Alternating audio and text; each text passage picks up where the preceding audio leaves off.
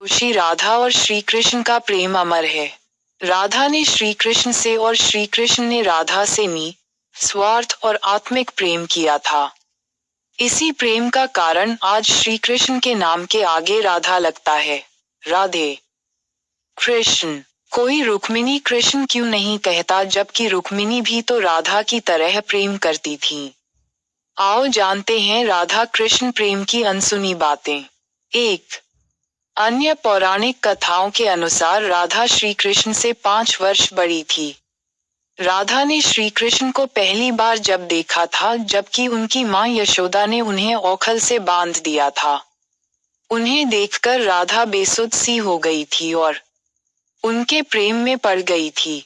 उन्हें लगा था कि यह किसी पूर्व जन्म का रिश्ता है।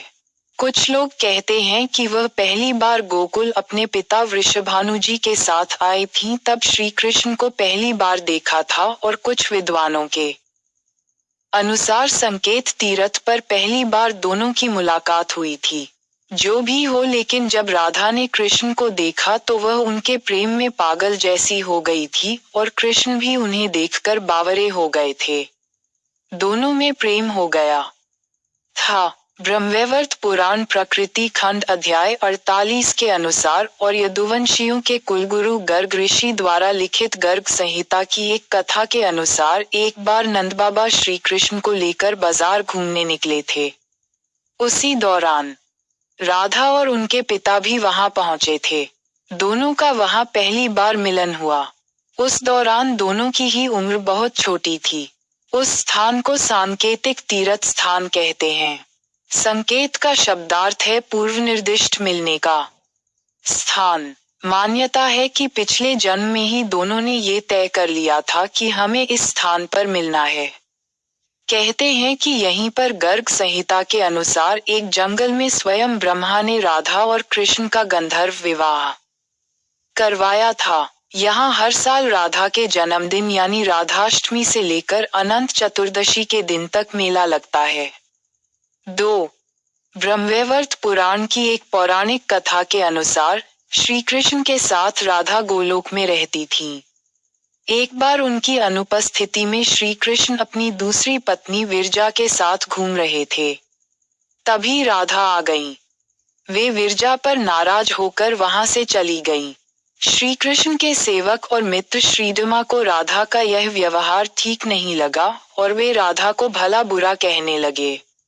राधा ने क्रोधित होकर श्रीदमा को अगले जन्म में शंखचूड़ नामक राक्षस बनने का श्राप दे दिया। इस पर श्रीदमा ने भी उनको पृथ्वी लोक पर मनुष्य रूप में जन्म लेकर 100 वर्ष तक कृष्ण विछोह का श्राप दे दिया। राधा को जब श्राप मिला था तब श्री कृष्ण ने उनसे कहा था कि तुम्हारा मनुष्य रूप में जन्म तो होगा, लेकिन तुम सदैव मेरे पास रहोगी। यही कारण था कि राधा और श्री कृष्ण का बचपन में विछोह हो गया था। 3. राधा श्री कृष्ण की मुरली सुनकर बावरी होकर नाचने लगती थी और वह उनसे मिलने के लिए बाहर निकल जाती थी। जब गांव में कृष्ण और राधा के प्रेम की चर्चा चल पड़ी तो राधा के समाज के लोगों ने उसका घर से बाहर निकलना बंद करवा दिया। फिर एक दिन श्री कृष्ण ने माता यशोदा से कहा कि माता, मैं राधा से विवाह करना चाहता हूँ। ये सुनकर यशोदा मैया ने कहा कि राधा तुम्हारे लिए ठीक लड़की नहीं है। पहला तो ये कि वह तुमसे 5 साल बड़ी है, और दूसरा ये कि उसकी मंगनी यशोदे के भाई रायण पहले से ही किसी और से हो चुकी है, और वह कंस की सेना में है जो अभी युद्ध लड़ने गया है। जब आएगा तो राधा का उससे विवाह हो जाएगा, इसलिए उससे तुम्हारा विवाह नहीं हो सकता। लेकिन कृष्ण जिद करने लगे। तब यशोदा ने नंद से कहा। कृष्ण ने नंद की बात भी नहीं मानी। गर्ग ऋषि ने कृष्ण को समझाया कि तुम्हारा जन्म किसी खास लक्ष्य के लिए हुआ है। इसकी भविष्यवाणी हो चुकी है कि तुम तारणहार हो। इस संसार में तुम धर्म की स्थापना करोगे। तुम्हें इस ग्वालन से विवाह नहीं करना चाहिए। तुम्हारा एक खास लक्ष्य है। गर्ग मुनि हर तरह से समझाते हैं, लेकिन कृष्ण नहीं समझते हैं। तब गर्ग मुनि उन्हें एकांत में ये रहस्य बता देते हैं कि तुम यशोदा और नंद के पुत्र नहीं, देवकी और वसुदेव के पुत्र हो, और तुम्हारे माता पिता को कंस ने कारागार में डाल रखा है। ये सुनकर श्री कृष्ण के जीवन की दशा बदल जाती है। 4. राधा के परिवार को जब पता चला कि यह श्री कृष्ण की मुरली सुनकर उनके प्रेम में नाचती हुई उनके पास पहुंच जाती है, तो उन्होंने राधा को घर में ही कैद कर दिया था। तब श्री कृष्ण ने अपने साथियों सहित एक दिन उन्हें रात में कैद से मुक्त कराकर उद्धव और बलराम सहित अन्य सखियां के साथ रात भर नृत्य किया था। ये रात पूर्णिमा की रात थी जब महारास हुआ था। बाद में राधा की माँ राधा के कक्ष में गई तो राधा उन्हें वहां सोते हुए मिली। कहते हैं कि उस वक्त श्री कृष्ण को दो ही चीजें सबसे ज्यादा प्रिय थीं, बांसुरी और राधा। कृष्ण की बांसुरी की धुन सुनकर राधा के जैसे प्राण ही निकल जाते थे। कई जन्मों की स्मृतियों को कुरेदने का प्रयास होता था और वह श्री कृष्ण की तरफ खींची चली आती थी। भगवान श्री कृष्ण के पास एक मुरली थी जिसे उन्होंने राधा को छोड़कर मथुरा जाने से पहले दे दी थी।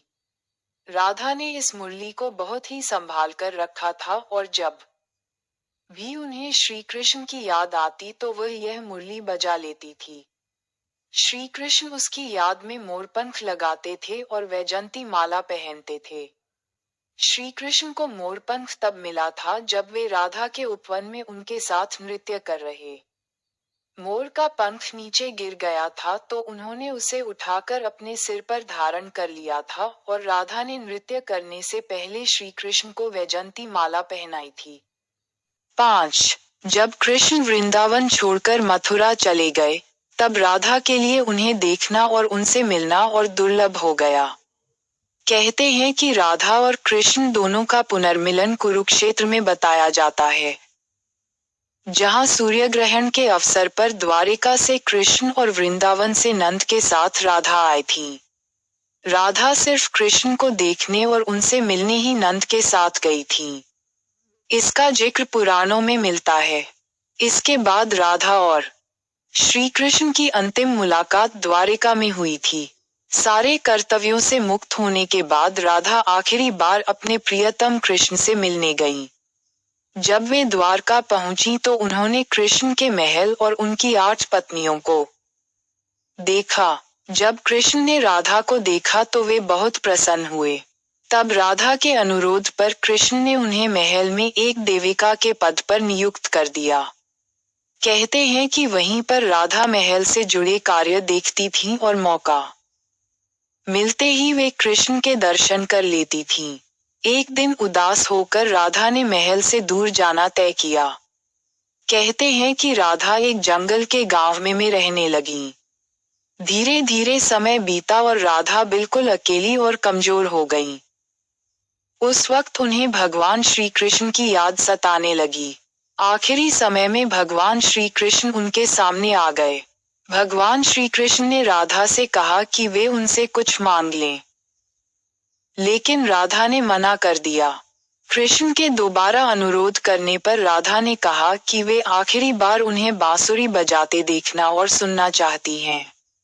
श्री कृष्ण ने बांसुरी ली और बेहद सुरीली धुन में बजाने लगे। श्री कृष्ण ने दिन रात बांसुरी बजाई। बांसुरी की धुन सुनते सुनते एक दिन राधा ने अपने शरीर का त्याग कर दिया। यदि आपको ये राधा कृष्ण की कहानी पसंद आई है तो प्लीज चैनल को सब्सक्राइब, लाइक और कमेंट में राधे कृष्णा जरूर लिखें। धन्यवाद।